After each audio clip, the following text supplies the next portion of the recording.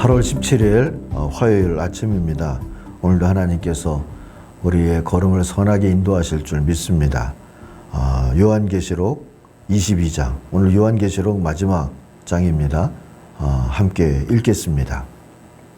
또 그가 수정같이 맑은 생명수의 강을 내게 보이니 하나님과 및 어린 양의 보좌로부터 나와서 길 가운데로 흐르더라. 강 좌우에 생명나무가 있어 12가지 열매를 맺되 달마다 그 열매를 맺고 그 나무 잎사귀들은 만국을 치료하기 위하여 있더라. 다시 저주가 없으며 하나님과 그 어린 양의 보좌가 그 가운데 있으리니 그의 종들이 그를 섬기며 그의 얼굴을 볼 터이요 그의 이름도 그들의 이마에 있으리라. 다시 밤이 없겠고 등불과 햇빛이 쓸데없으니 이는 주 하나님이 그들에게 빛이심이라. 그들이 세세토록 왕노릇 하리로다. 또 그가 내게 말하기를 이 말은 신실하고 참된지라. 주 곧 선지자들의 영의 하나님이 그의 종들에게 반드시 속히 되어질 일을 보이시려고 그의 천사를 보내셨도다. 보라, 내가 속히 오리니 이 두루마리의 예언의 말씀을 지키는 자는 복이 있으리라 하더라. 이것들을 보고 들은 자는 나 요한이니 내가 듣고 볼 때 이 일을 내게 보이던 천사의 발 앞에 경배하려고 엎드렸더니 그가 내게 말하기를 나는 너와 네 형제 선지자들과 또 이 두루마리의 말을 지키는 자들과 함께 된 종이니 그리하지 말고 하나님께 경배하라 하더라. 또 내게 말하되 이 두루마리의 예언의 말씀을 임봉하지 말라. 때가 가까우니라. 불의를 행하는 자는 그대로 불의를 행하고 더러운 자는 그대로 더럽고 의로운 자는 그대로 의를 행하고 거룩한 자는 그대로 거룩하게 하라. 보라, 내가 속히 오리니 내가 줄 상이 내게 있어 각 사람에게 그가 행한 대로 갚아주리라. 나는 알파와 오메가여 처음과 마지막이요 시작과 마침이라. 자기 두루마리를 빠는 자들은 복이 있으니 이는 그들이 생명나무에 나아가며 문들을 통하여 성에 들어갈 권세를 받으려 함이로다. 개들과 점술가들과 음행하는 자들과 살인자들과 우상 숭배자들과 및 거짓말을 좋아하며 지어내는 자는 다 성 밖에 있으리라. 나 예수는 교회들을 위하여 내 사자들을 보내어 이것들을 너희에게 증언하게 하였노라. 나는 다윗의 뿌리요 자손이니 곧 광명한 새벽별이라 하시더라. 성령과 신부가 말씀하시기를 오라 하시는도다. 듣는 자도 오라 할 것이요 목마른 자도 올 것이요 또 원하는 자는 값없이 생명수를 받으라 하시더라. 내가 이 두루마리의 예언의 말씀을 듣는 모든 사람에게 증언하노니 만일 누구든지 이것들 외에 더하면 하나님이 이 두루마리에 기록된 재앙들을 그에게 더하실 것이요 만일 누구든지 이 두루마리의 예언의 말씀에서 제하여 버리면 하나님이 이 두루마리에 기록된 생명나무와 및 거룩한 성의 참여함을 제하여 버리시리라.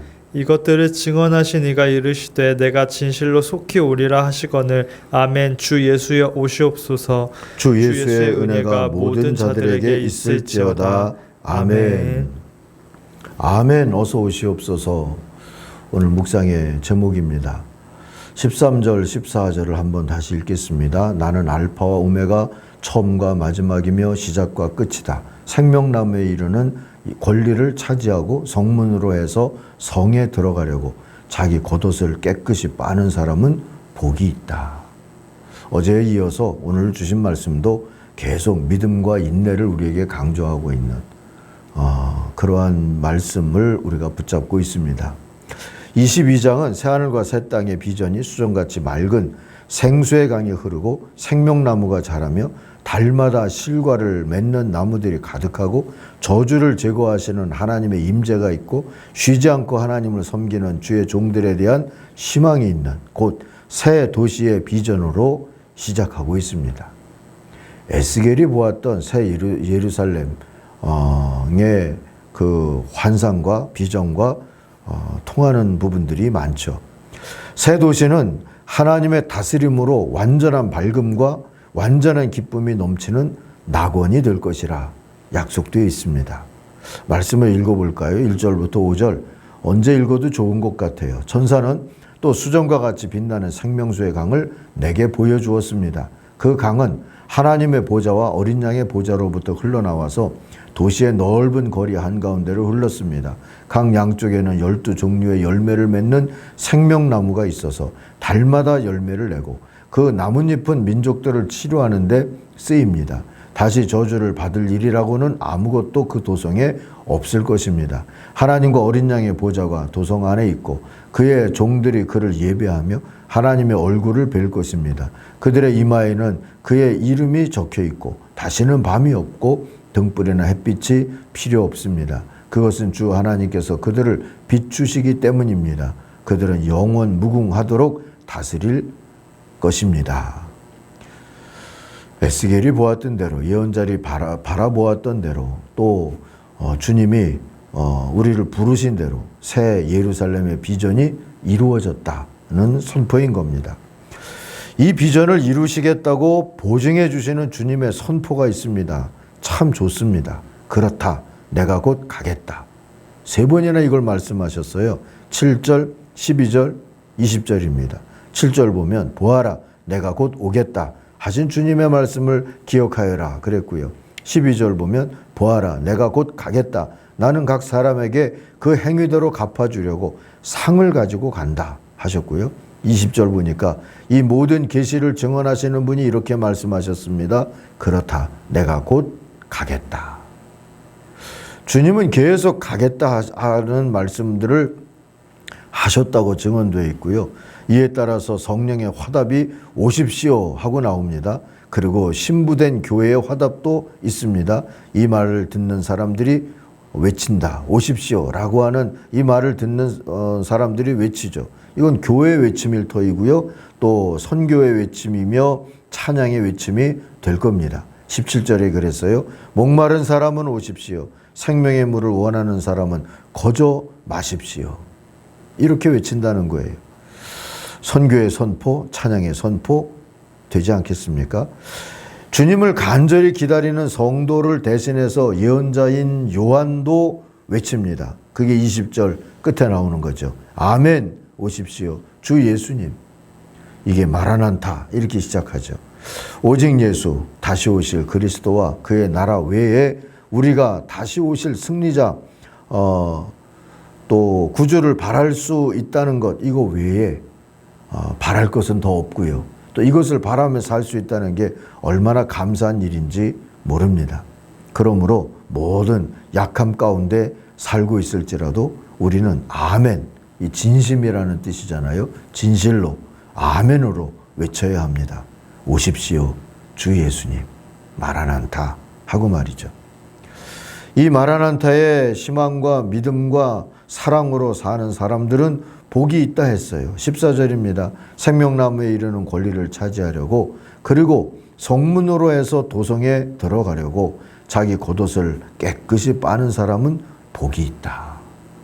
이 성에 들어갈 것을 기다리며 스스로의 믿음을 정결하게 했던 자들이죠.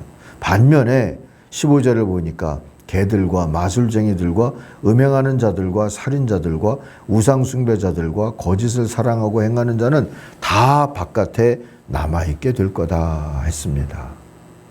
이 성문 밖에서는 술틀이 만들어지고 새로운 둘째 사망의 심판, 술틀에 포도즙을 밟는 그러한 심판이 있는 자리라고 우리가 이미 보았던 그 성문 밖이죠.